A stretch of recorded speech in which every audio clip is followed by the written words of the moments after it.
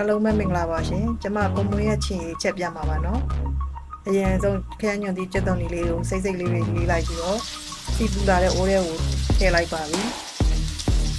နောက်ပြီးစနုံးမုတ်ထည့်ပါမယ်ရှင်ငပိထည့်ပါမယ်ရှင်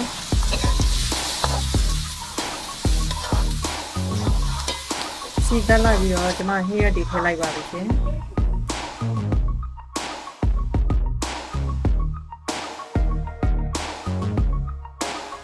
ကျမဟင်းရက်တွေဤတော့မွေလိုက်ပါမယ်နော်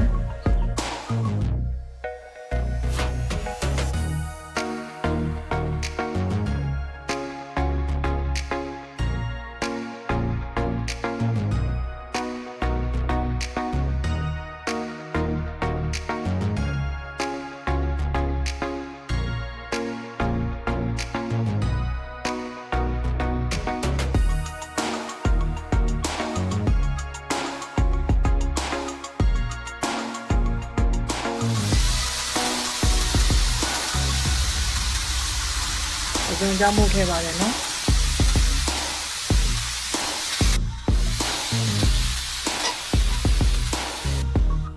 ရေထည့်ပါမယ်ရှင်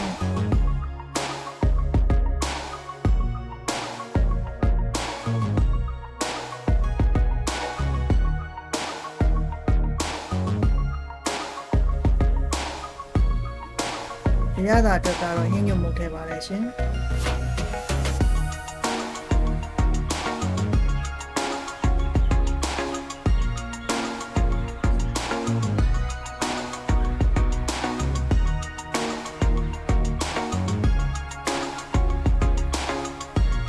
ခင်းရီပေါ်လာတော့ကျမငရုတ်ဒီစိမ့်လေးတွေညှက်ထိုက်ပါကြတယ်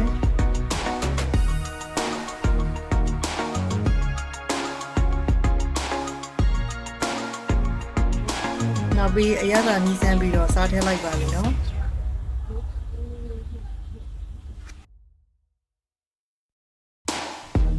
အရသာရှိပြီးတော့ခရုံးဝင်ရှင်းသေးတဲ့ချင်းဟင်းလေးချက်သားကြည့်ကြပါရှင်